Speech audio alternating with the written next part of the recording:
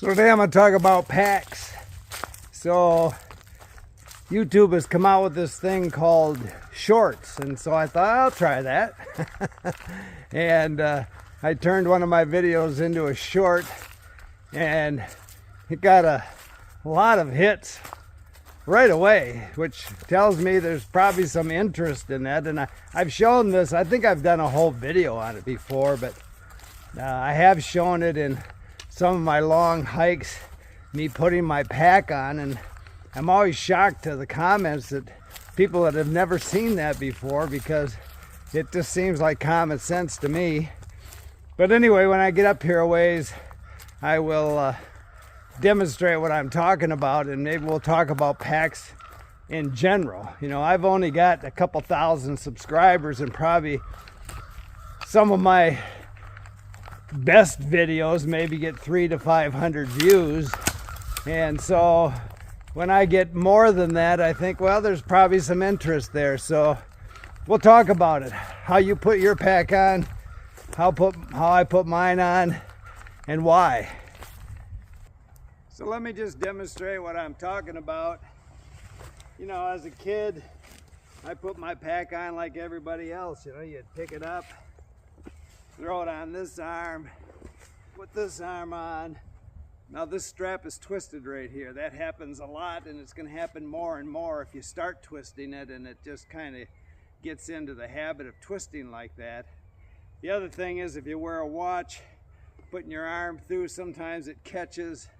You know, it all makes sense, but when you put a pack on like that, you're really using different muscles than the way I'm going to show you. And a lot of times you're kind of torquing your body in a shape that probably wasn't meant to be torqued. Now, it probably doesn't make a lot of difference today with lighter packs, but you know, one of my comments from that short, one of the comments was, I'd like to see you do that with 44 pounds. Well, years ago, before gear was, I mean, I've been doing this for over 50 years, the way I'm going to show you. And you know, my gear used to be 44 plus pounds when I did it. When I did the CDT 25 years ago, I was carrying a Jan Sport Alaskan, which is a monster pack, and I filled it with stuff. And so that pack, just the pack itself, weighed 7.5 pounds. Today it's totally different, but my method still works. And if you're struggling with putting your pack on this way, just watch. So this method is going to use just about all your body muscles, and whether you put it on the other way or this way, you still want to use your knees. The other way is going to use a lot more of your back muscles. This is going to be fast. I call it acceleration, but it's going to be fast, it's going to be quick, and even if it was heavier, it's going to be a whole lot easier. Just grab your pack on the sides, throw it up, put it in, everything's in line, quick and easy. Now, if you're going to do this, it's not going to work if you're a backpacker that hangs a lot of stuff off your pack. I mean, I see people with water bottles hanging. I see people with boom boxes hanging off their pack. That method will probably cause you a concussion if you don't have things tied down. And you know, I keep everything tight on my pack. Will anything fall out when you do that? Yeah, occasionally it has. I've had water bottles fall out, but again, I've shown you in the past where I actually tie my water bottles in with shock cord. I got a pee bottle over here. I've got that with a little carabiner on it so it doesn't get away. Up here I've got my Hydra pack. I got a carabiner on that. Those things don't tend to fall out when I put the pack on that way. It'd be something heavy like a water bottle. But the reason I do that is they try to escape when I'm hiking. They're on my back, they know I'm not looking, they'll jump out of my pack at the least convenient moments and lost forever. So just to make sure, I put a carabiner on them. And you know, I keep my pack tight to the pack, my tent tight to the pack. with shock cord, and really it's a great method. And I learned it in the Marine Corps. I mean, they taught me, and I was kind of confused at first because, you know, it'd be a bulldog with a Smokey the Bear hat on and say, "Mount up, you slimy pukes." And that's not what confused me. I still like this idea of putting the pack on the way I do compared to how I used to do it when I was a kid. But I was confused. I thought I had joined the Marines, and he said we were slimy pukes, so I'm looking around. Hey, are you guys slimy pukes? Yeah, I'm with a bunch of slimy pukes. What I found out, though, it all worked out. You're not a Marine until you make it through boot camp. Up until that time, you're a slimy puke. But anyway, that's how they taught us to throw heavy packs on, and it's a great idea now, even when things are lightweight. And while we're talking about packs, let me just say that, because I hear this on YouTubes and blogs all the time, and it's kind of old information. So people will tell you where to carry your gear in the pack for weight distribution. And if you're carrying a heavy pack, I mean, I'll show you pictures of me on Isle Royal with stuff stacked up here. My first backpack that I bought when I first got out of the Marine Corps was from Fred Bear, the famous archer. And he actually had an extension that was up here, so, you know, I couldn't, back then stuff wasn't small and light, it was big and heavy, so you couldn't get it all in the pack, so you were stacking it on top of your head.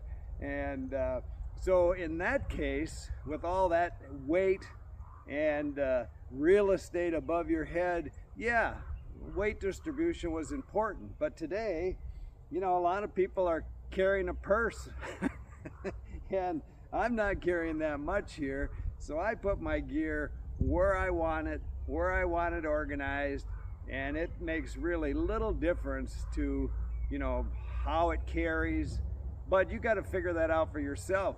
Move it around a little bit. If it's not in a good organizational space and you're having, you know, a problem with something hitting you in the back or weight in the wrong place, sure, change it. But in today's case, if you're in an, especially in a lightweight under 19 pounds of base weight and not carrying a ton of food and water, you probably don't have a problem with weight distribution. And the other problem that I see a lot of people make is they want to be ultralight backpackers, so they buy an ultralight pack. That does not make you an ultralight backpacker. You know, that all started with Ray Jardine doing it the Ray way. He had a lot of great ideas. He really changed backpacking, modern day backpacking. But if you're gonna do the Ray way, you've got to do the whole Ray way. You've got to have light everything and give up some things and, you know, suffer a little bit on the trail to stay at those 9, even 12 pound, I think they call ultralight maybe 10, I don't know. But if you're gonna get down to that space, and have a small pack, you don't want to be hanging everything but the kitchen sink off the pack because you can't fit it in. You're carrying too much. Be a lightweight backpacker if that's the case. If you can't get it in your pack, you got too much stuff. And really the thing to consider with a ultralight pack, I see Durston just came out with, and I think he's starting to ship today maybe. Wapta, it might be called Wapta, I don't know. I would have called it Wapiti, but anyway, Wapta I think is what it's called. But you know, Z-Packs, everybody makes them. And if you're gonna do that, you're gonna give up strap padding, strap width, maybe a hip belt, which helps distribute weight, sternum strap, which helps with weight. So again, you're giving up all those things that help with weight, so you can't carry the weight and expect to not have some issues if you do. I don't ever see myself being ultralight. You know, I'm 75 years old. It's kind of too late for me. I like my creature comforts. But you know, when you're buying a pack and you're looking at ultralight packs, just consider all the things you're missing as far as real estate, where you're going to store stuff, support. You know, most of those packs don't have any kind of back padding. You have to add your own, or stays. And again, I'm not knocking ultralight backpacking. I see a lot of people doing it very successfully, and that's great. I'm just saying, if you're new at this, consider all those things before you spend a whole bunch of money on something that's going to make you miserable.